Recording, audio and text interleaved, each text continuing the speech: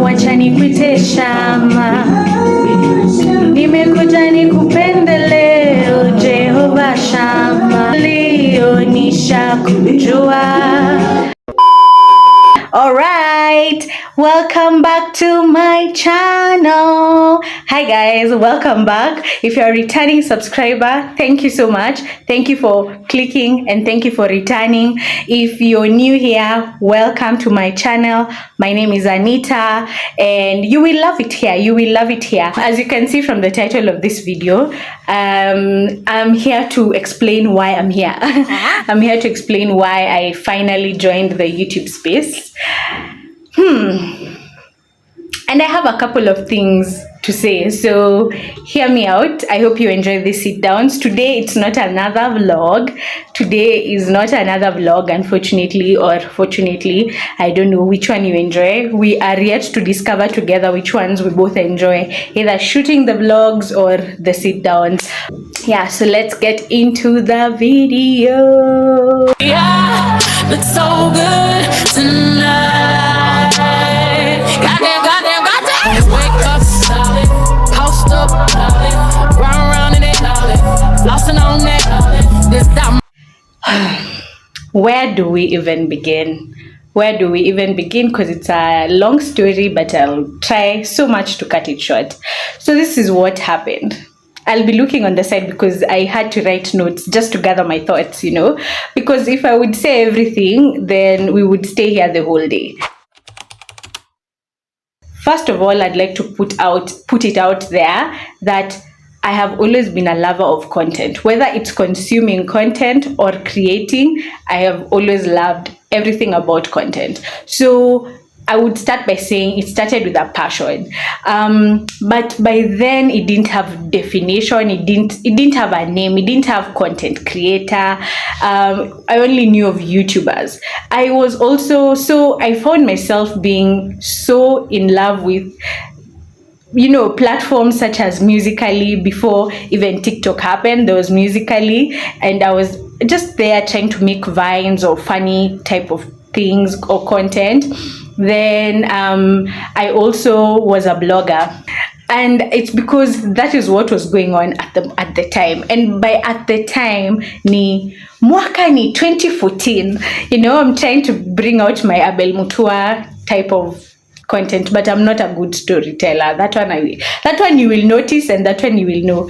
But it was around 2014 there. I was in my first year. I just I can't remember how I discovered fashion blogging or just blogging in general, but somehow I did. And then because I knew I loved playing dress up as a child, I just loved the idea of dressing up. So when I looked up, I saw Kenyan bloggers such as Sharon Mundia at the time. There was Joy Candy, there was Nancy Mwai, there was Sharon K. Mwangi. At the time, these were the people who were trending. I looked up to them and I really liked what they put out there. So in my mind, I also wanted to be them, and it's because they put out what was in my mind and they really put it out there. So I was like, this is what I really want to do. Then as time went by, all these bloggers moved to YouTube. So in 2017, I immersed myself into YouTube consumption, not creation, consumption.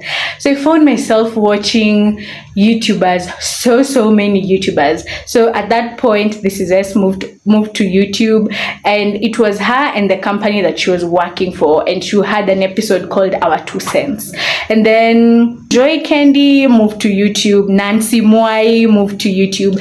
And you see why I call this good but era for me was because at this point, or at that point, these people are in their late 20s, mid 20s, almost late 20s. So these are people already earning. So let's say they are me right now, right? They are the age that I am right now, and they have something going on for themselves in terms of financially, so they're able to afford their lifestyle to put it out on YouTube.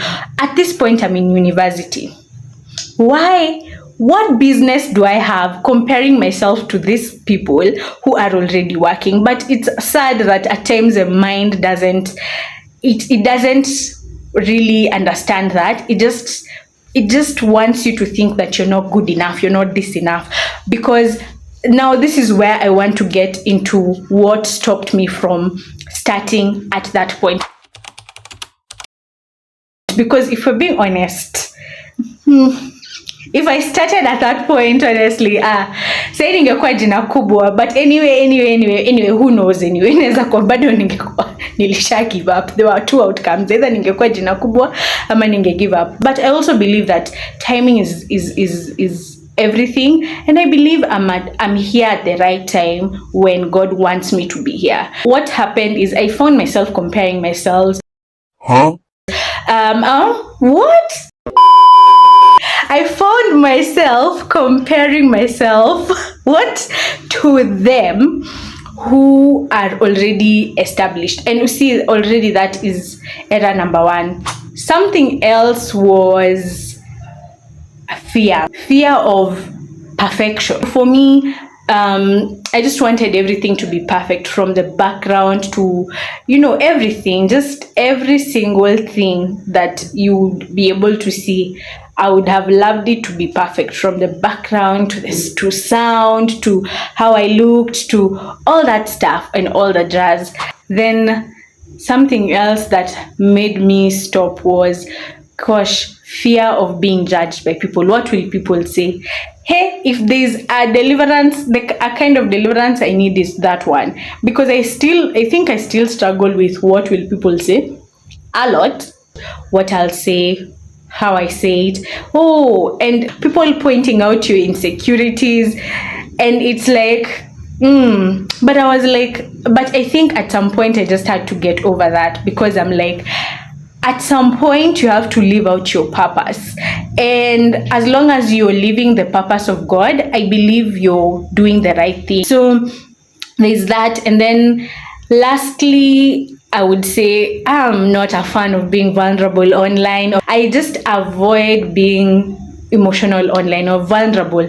Just vulnerable, showing some form of vulnerability is somehow such a struggle for me, because sometimes you guys are not calm, kind of times. Hey, and I'm not saying you, literally you, the person who's watching, but like the online space can be very brutal. It can be very brutal, because you'd be out here thinking, oh, people will sympathize or empathize. For them it's tea. For them it's so you just being careful. But I believe that as long as I've got God, He's going to give me wisdom on how to just move in this space. So for me, what I thought was a solution at this point, now that I realize that I'm afraid of being judged, I'm afraid of, there's just a lot of fear and what will people say and all that. At some point I just thought, maybe, just maybe, hiding under people's brands would be nice. And I guess that's what I ended up doing. Recently, what happened is I started feeling super uncomfortable not doing what I enjoy doing. And I think I had to sit with myself, ask myself hard questions like, what am I passionate about? Like how people say, what is your passion? Under your passion is your purpose. I kept on asking myself, what's my purpose? What's my purpose? I was like, God, I'm serious about discovering and knowing what you've called me to do. And while I know He didn't whisper literally content creation, but I know he put an impression in my heart to just consider going back to it again, and it became something that is inanisumbua. Literally, it became a burden in my heart. It's like God telling me, hey, like when you're watching it, He's like doing a nudge thing, and me, I'm like, what? What?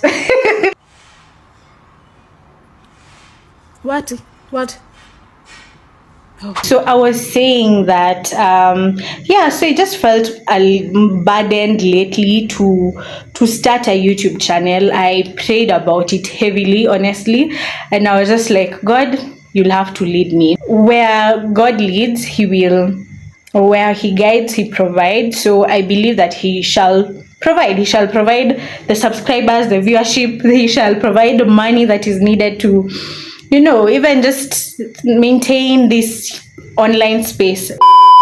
So we are here now, and I'm grateful to each and every one of you who subscribed, who's taken the time to watch the videos, who's taken the time to comment. Let me be honest, me, I'm loving the engagement. Hata kama bado hata hatujafika ati sijui how many subscribers.